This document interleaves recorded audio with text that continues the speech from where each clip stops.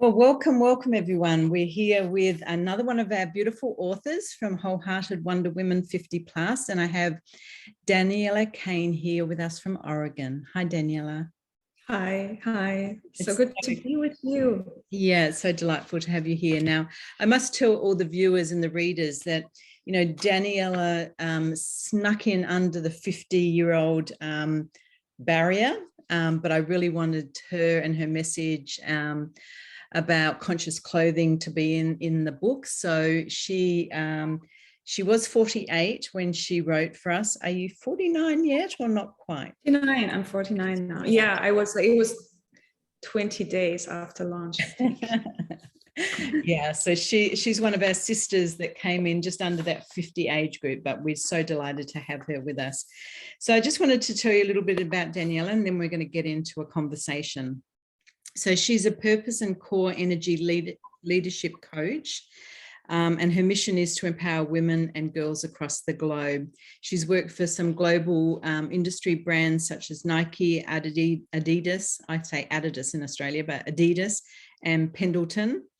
And she believes that fashion needs to be conscious, and actually when we are not in the thought of being vain or guilt or having this guilty pleasure about how we look, we're actually having an act of love, which I so agree with, that, we dress and we adorn ourselves and we show up as love, and we live that in our life.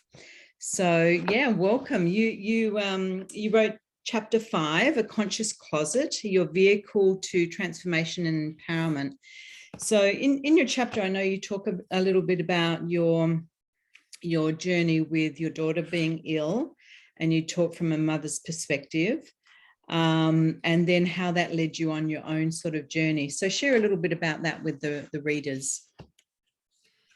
Yeah, so when that happened for us, when she got sick, and she's well now, she's thriving now, which is really amazing. That really, it stripped away all of I call it the scaffolding of my identity. So everything that I had attached my value on, that was gone. Whether that was my work, which I identified very much of, how much money I made, which is where all my value I sourced from. Also being like the perfect mother, and being at the school events, and driving her to certain things, and we just couldn't function anymore. I mean, everything was difficult. Like even being outside was difficult. Being in a car was difficult. At some point, it was like we were locked up in the home, and because she wouldn't want to go outside. She had such high anxiety in social environments that we couldn't even leave the house. That was brought on through the illness. So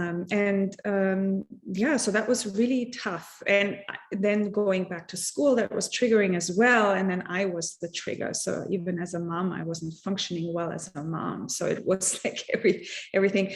Marriage was strong, even though I had a lot of resentment against, somehow we're trying to find the one who's guilty, and who to blame, not to look at ourselves. And so that happened for us. And women do tend to take on a lot of that burden within the the family unit, caring for others, whether it be elderly parents or children, or we tend to juggle a lot, and so we're in lots of roles, and we're trying to do all of them brilliantly, and then we can get down on ourselves a little bit too much if we aren't measuring up. Yeah, exactly. It's kind of it's a catch-22. We want to, like generationally, traditionally, we are the ones who are the caretakers. Like survival of the tribe was dependent on us being vigilant and having a 360 view and well-being for everyone. And then when we started to be in the workforce, then we also took the value system, or what we sourced our value on, from the men, and what was, what traditionally was their thing to do. So we have like all of the things that we women do, we're doing like we were doing unconsciously, and then we took on what the men's roles were as well. So it was a double whammy in a way. Mm-hmm. And so when all of this falls away, it's hard. Yeah, I agree. And so, I like to remind the viewers and the readers, how much more gentle we need to be on ourselves, that, we're reminded of how we care for others, and then we've got to turn that back to ourselves, how gentle we are with our, our children or our friends, or, anyone else in our life, and then we've got to bring that on to ourselves. I was traveling with my daughter, who's now 18, my youngest daughter, and we were in Chicago, and we came out of the hotel, this just like a week and a bit ago, and I was like, this flash of awareness came into my thoughts that, 100 years ago, two women would not be walking out of a hotel and standing in Chicago. And I said that to her. I said, things have changed in such, a small amount of time, and women are still, like we're trying to do it all. So I know when you talk about, in your chapter, you talk about coming to a really deep realization. Would you like to share a little bit about that? Yeah, well, the big realization, what led me to that was through a meditation workshop that I went to, and that I was worthy. Like, I think that was the big one, even though none of that outer things, being a mom, being a parent, being a designer, being financially independent, none of that is where we get our value from. We have our value just from being, and that I got given in that workshop. And it's the first time in my life that I had that feeling. And I remember I walked out of this workshop, and I was, hey, everybody needs to know this, like, why isn't that not taught? Like, everybody needs to know this. And the interesting thing is, now that, it was kind of this awakening experience, it's everywhere. It is everywhere, and it's being taught everywhere. And that was a funny thing, funny realization too. Like, the world is different than we might think, or through the lens through which we see it. Yeah, that's so true. So I know I've got some questions to ask you, but for the readers, go back and read Daniela's chapter, and in particular, on page 54, when she asks some really potent questions of the reader, and then her tool is something that I feel is really helpful and nurturing for every woman. So, check out her tool again if you would like to get some value from also what she's teaching about our own hidden blocks that we have around our closet, around our beliefs, around our, our whole identity and view of life. So I wanted to ask you in particular about the creative process. So just share with us a little bit about your creative process, and also, what we often call as the muse. And it can show up in your design work, or your decor in your home, or however, or, in your food. It can show up so many places. So share a bit with our viewers about that. Yeah, so the interesting thing throughout all my work life, I always explained it like it's the idea, you just have to grab it up there. It's in the ether, or it's, it's somewhere up there. Even I said that like years ago. I just felt like more of a conduit. But what I really enjoy is to understand what's happening on a global scale, what's happening on a socio-economic level, to understand where people are coming from, what they're living through, and what's important for them. And then to design something for them where they're at, or where I believe or intuit that they'll be. Because usually, actually, we work in the bigger brands, we work about 2 years in advance, 18 months in advance. Mm-hmm. So we have to have this forward-looking view. When it comes to Muse now, is it's a woman who is 40 plus and who is starting to own her own being, who claims herself, who starts to become unapologetical, and who starts to start dismantling the box or the matrix in a way. Yeah, and that's one of the calls to women in their 50s. It's time to not fit into any box that anyone's ever put you in. It's like, break that box apart. And I love that, unapologetic, and I often use the word unabashedly, like be unabashedly yourself, so yeah, in the creative process and how we dress and how we move through life really is the creative process. Yes. And the interesting thing is, when we understand, when we get to that point that we have put ourselves in the box, yes, there is the structure around us that teaches us things, but when we start dismantling, like, how do I think about this? And so that's part of the tools and the questions, like, how do I think about these things? Because, I'm using as a tool or image the wardrobe or the closet, but it shows up in other areas of our lives as well. Mm-hmm. Yeah, things reflect from different areas.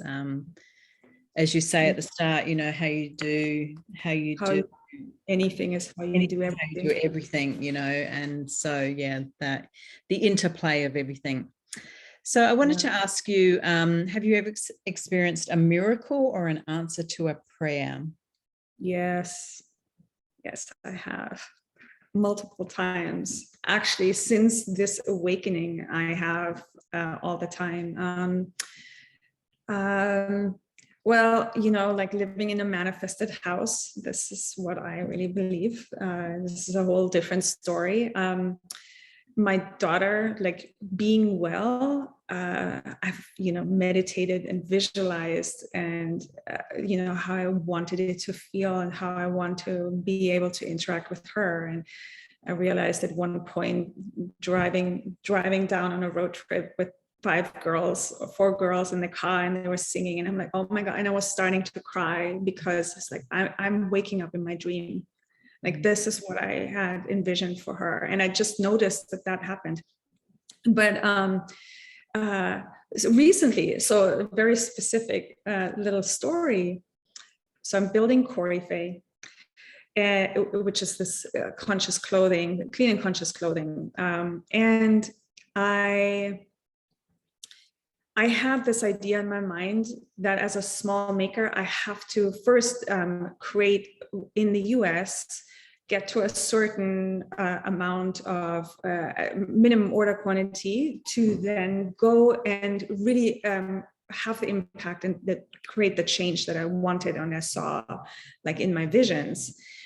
And so I found a couple of factories here in LA. I went there, and my energy was completely flat. A friend was asking me, aren't you so excited? It's so amazing that you found a factory who would want, who's going to go with small orders. And I was just like, I'm not excited at all. And I felt like, what's the deal? Why am I not, what's going on? And so I got my journal out. So this is why writing things down is so important. So I got my journal out and I wrote down all the things that I wanted. Who I wanted to impact. And I wanted this, it's for women's empowerment, and I wanted to impact makers, and I want to work with artisans. And so I wrote all of that down. And then there's big questions. How will this come to fruition? Like, what's going to happen? And literally, I think it was 1 day or 2 days, I can't remember exactly when. It was early in the morning. I roll out of bed, and I had in the back of my mind, I knew that there was some webinars going on with a sourcing platform in the UK, which I was on the email list. And I roll out of bed. I knew it was going on for a few days already. In my pajamas, fire up Zoom, and literally the topic was impact entrepreneurs sourcing for small quantities. Wow. That was, and so I met these people, and since then everything had changed. So I'm actually working now with 3 of the companies that I met through this platform, who I was able to interact with, like in the breakout room, still unkempt and so that was a miracle. Yeah. I mean, this is a miracle. Yeah.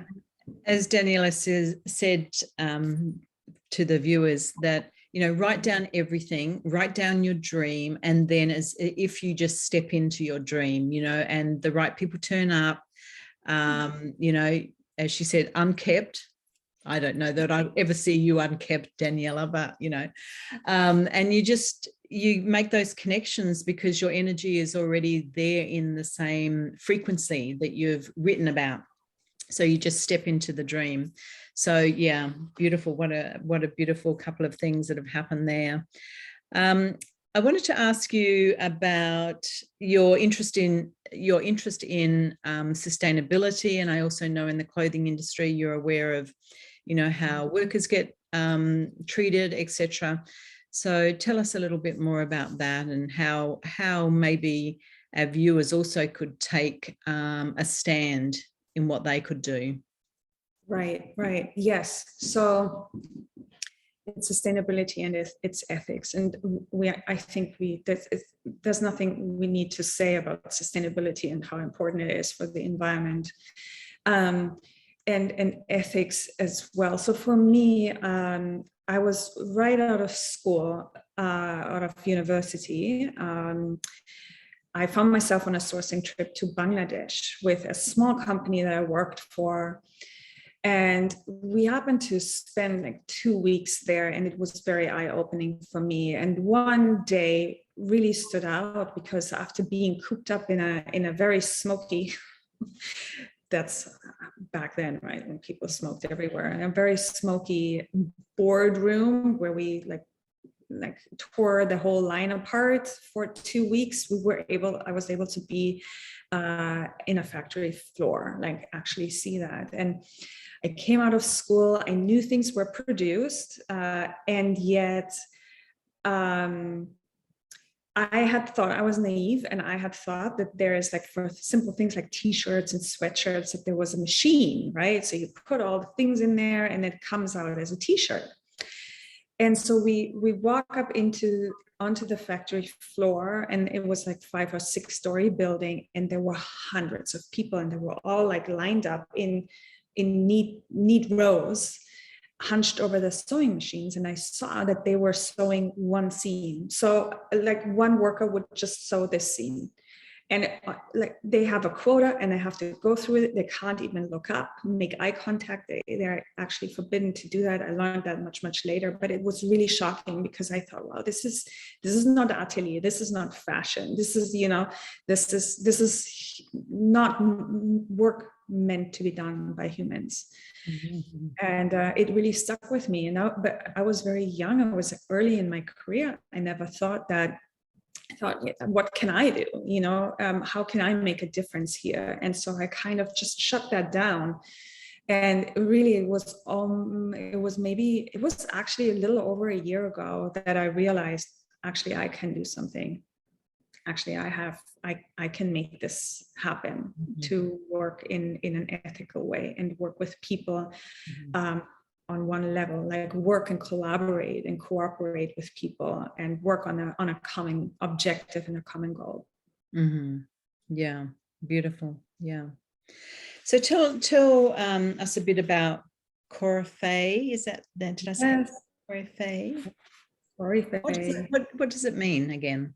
Yeah. So Coreyfay this was a download that I got like many years ago. I just got that name in, and I was able, I looked up if that domain is still available, and it was. And so I had this for a few years. Coreyfay is from the ancient Greek and means expert, genius, luminary, mastermind. Mm-hmm. And I say it's who we work with and who we dress. And I believe that everybody is a genius for being on this planet, and it's, so that's what it stands for. And you said it's coming next year, so we'll definitely keep you in our group, sharing that information. And you also had a gift or a way that people can work with you at the moment. So you could verbally say that, but you'll be dropping it into the group later. Perfect. Yes, thank you. Yeah, so Coreyfay, I'm not going to spell it out. I'm going to put this down in the comments, coreyfay.com/quiz. I have a quiz and it's called How Conscious is Your Closet? And there's 10 questions, and you find out where you're at the moment. It's really a game. But what you're getting from it is a document of the 5 limiting beliefs that are hiding in our closet that not just affect how we dress, but how it affects how we show up in the world. And with a couple of questions and statements that you start incorporating for your life as well, to start shifting things. Yeah, what a beautiful gift. So we're going to drop that in so everyone can have a look at that and go and do the quiz and get some more information for themselves and their life and moving forward. Is there anything else you wanted to share with us before we finish off today? So once you have done the quiz, you're on my email list, and you'll know first thing when Coreyfay comes out, when we actually have clothes, you'll learn more about the brand, and you'll get 10% off when we launch. Oh, lovely. Everybody will get that. Yes. Lovely. Yeah. So yeah, I want to thank you so much for your time and all that you've shared. And, thank you so much for being part of this project, part of this book, and bringing, your grace, your wisdom, and your beauty to our readers and to, the group of authors that were part of Wholehearted Wonder Women 50+.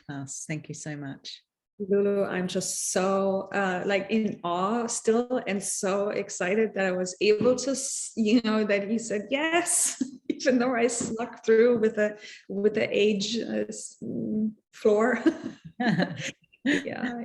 So it was really a catalyst. Like, writing my story down really opened up things for me in multiple ways. Mm-hmm. Thank you. Wonderful. So I just want to remind the viewers that, our book, of course, you can buy at any time coming up to the holiday season. Of course, go back on Amazon, wherever you live in the world, and you could send it out to, women you love, women you'd like to support. There's, the 22 stories are also unique and different. And they all have much treasure and jewels to give the reader. So please look at, maybe purchasing a copy or two. So thank you, everyone. And we'll come back next month with some more authors. Thanks, Daniela. Thank you. Thank you. Bye. Bye.